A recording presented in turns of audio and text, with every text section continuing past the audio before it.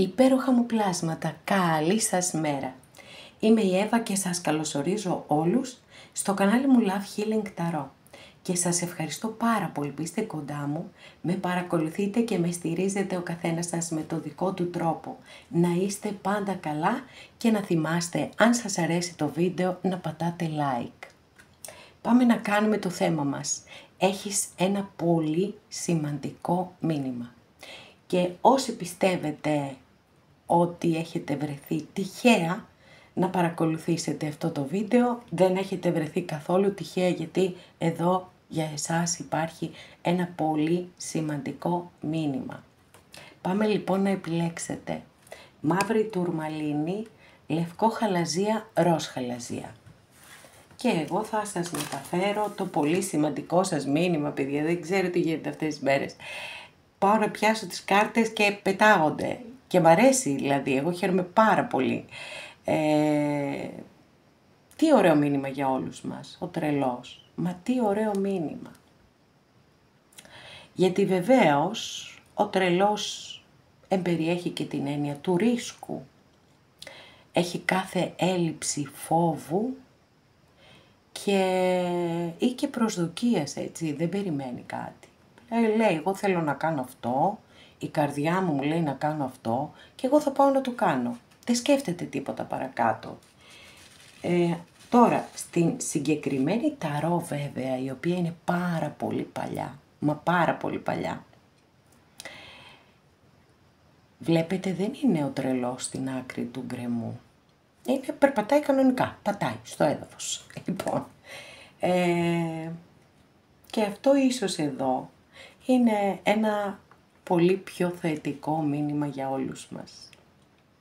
Ότι ένα πολύ ωραίο ξεκίνημα έρχεται στη ζωή μας, με το καλό να ορίσει και να είναι καλό και ευλογημένο πάντα, το οποίο μπορεί να είναι και οτιδήποτε, γιατί δεν είναι μόνο όλα τα μεγαλεπίβολα και τα πολύ σημαντικά, έτσι, είναι και τα πολύ μικρά που κάνουμε στη ζωή μας.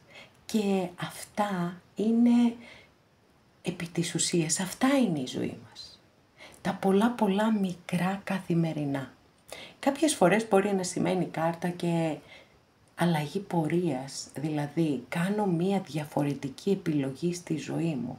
Αυτό και αν είναι καινούριο ξεκίνημα, γιατί οι άνθρωποι πάντοτε δυσκολευόμαστε πάρα πολύ να κάνουμε οποιαδήποτε αλλαγή.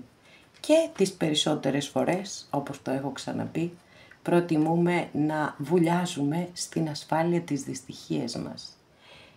Όμως κάποιοι αφυπνίζονται και αλλάζουν τον τρόπο που βλέπουν τα πράγματα και αποφασίζουν πραγματικά ότι θέλουν να επιλέξουν το δρόμο της καρδιάς τους. Μία καταπληκτική κάρτα, πάρα πολύ ωραίες ενέργειες, εύχομαι υπέροχα ξεκινήματα σε όλες και σε όλους σας. Για να δούμε τώρα παρακάτω τα δικά σας τα μηνύματα, γιατί αυτό γενικό για όλους μας ήταν. Και τι ωραίο.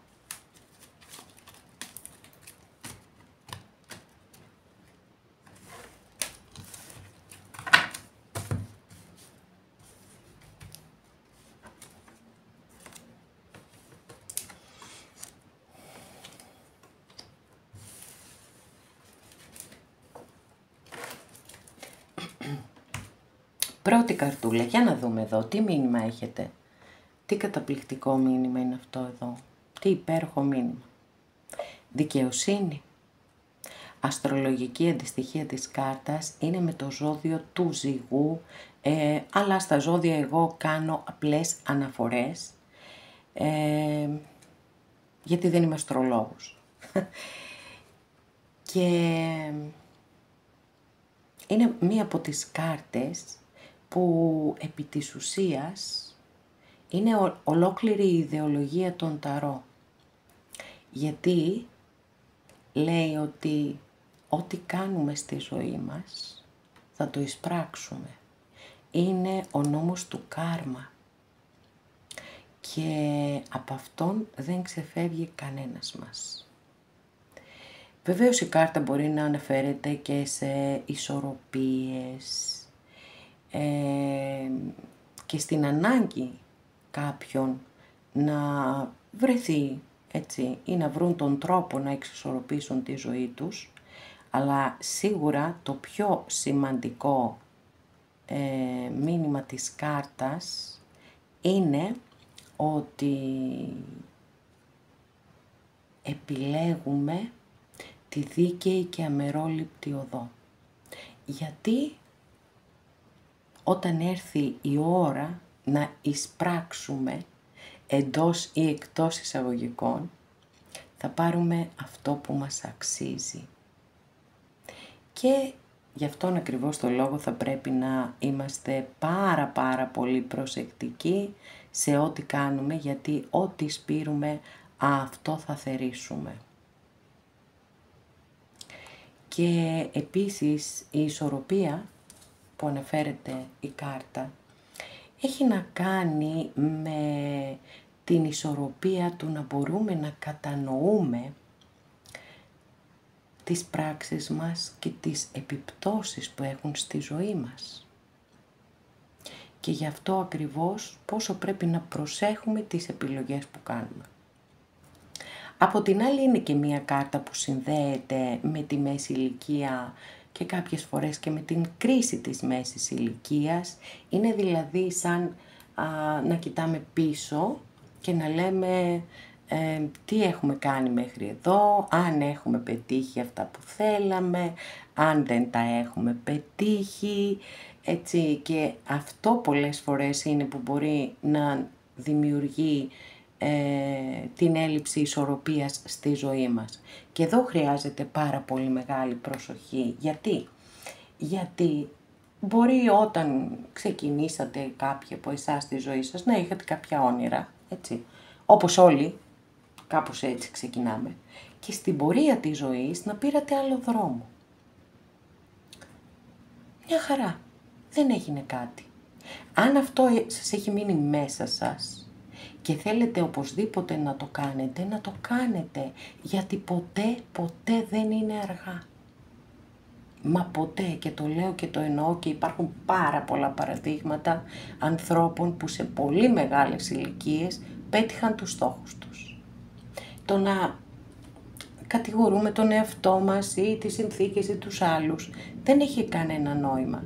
Η ζωή είναι μπροστά και όσο είμαστε γεροί και δυνατοί,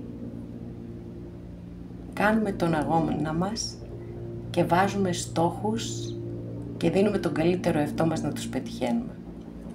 Και βέβαια, φυσικά και κάποιες από εσάς έχει έρθει η στιγμή να δικαιωθείτε και σας το εύχομαι ολόψυχα. Δεύτερη καρτούλα. Ο τροχός της τύχης. Μάλιστα, άλλη μια κάρτα που αναφέρεται στο κάρμα και σε γεγονότα που είναι πέραν του ελέγχου μας.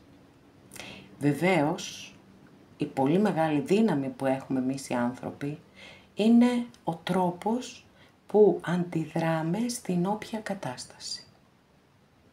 Αυτή είναι η πραγματική μας δύναμη. Εάν ομιγέννητο συμβεί ένα αρνητικό γεγονός, μπορούμε να το αφήσουμε να μας πάρει από κάτω. Ή μπορούμε να πούμε ότι εγώ δεν παραδίδω τα όπλα και θα το παλέψω. Βεβαίως η κάρτα θεωρείται πάρα πολύ θετική κάρτα, γιατί θα σας εξηγήσω το λόγο, διότι οι περισσότεροι που παρακολουθείτε είτε το δικό μου κανάλι είτε κανάλια των συναδέλφων, είστε άνθρωποι που ψάχνετε να βρείτε τη δικαίωση, που έχετε αδικηθεί, που έχετε ταλαιπωρηθεί, που όλα αυτά. Οπότε η εμφάνιση του τροχού της τύχης, και όταν η ερμηνεία είναι ότι αν είσαι από κάτω θα ανέβεις από πάνω και ότι πλησιάζει το γύρισμα του τροχού, καταλαβαίνετε ότι φυσικά ναι, έχει μια εξαιρετική ερμηνεία η κάρτα και θεωρείται μία από τις δύο πιο καρμικές κάρτες της Μεγάλης Αρκάνας στον Ταρό. Ίσως κάποιες χρειαστεί στη να κάνετε λίγη περισσότερη υπομονή, γιατί κάποιες φορές προκειμένου να ολοκληρωθεί μια κατάσταση και να γυρίσει ο τροχός χρειάζεται περισσότερο χρόνο. Αλλά θα γυρίσει. Αυτό είναι το δικό σας πολύ σημαντικό μήνυμα και εύχομαι κάθε στροφή του τροχού να είναι για καλό. Τρίτη καρτούλα. Μάλιστα. Τρίτη και τυχερή θα μπορούσαμε να πούμε. Λοιπόν, εδώ έχουμε τον πύργο. Η αλήθεια είναι, μία από τις πιο βίαιες, να το πω, κάρτες της Μεγάλης Αρκάνας στον Ταρό.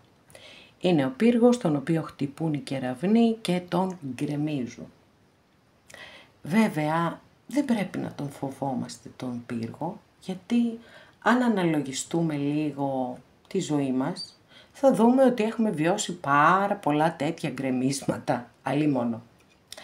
Και επίσης, το πάρα πολύ σημαντικό είναι ότι ο πύργος γκρεμίζει μόνο ό,τι είναι σαθρό. Τα θεμελιωμένα πράγματα και καταστάσεις δεν μπορεί να τα γκρεμίσει κανένας κεραυνός και κανένας πύργος.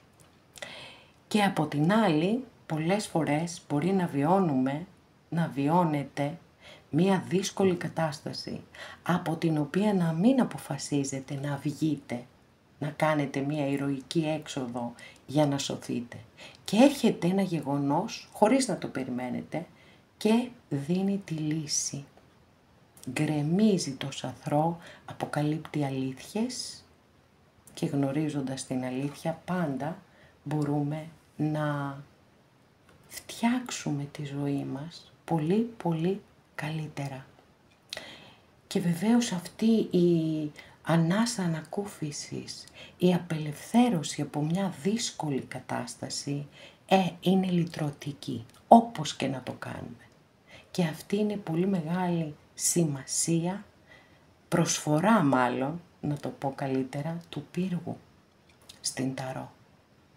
Ότι προσφέρει την εκτόνωση σε καταστάσεις οι οποίες είναι δύσκολες, είναι αδιέξοδες και μας απελευθερώνει και αυτό είναι πολύτιμο, όπως επίσης αποκαλύπτει και την αλήθεια, αυτό κι αν είναι πολύτιμο. Αγαπημένες και αγαπημένοι, εδώ ολοκληρώσαμε και αυτό όμως το άνοιγμα. Σας ευχαριστώ πάρα πολύ που είστε κοντά μου και με στηρίζετε. Μέχρι την επόμενη φορά να είστε όλοι καλά. Σας φιλώ γλυκά.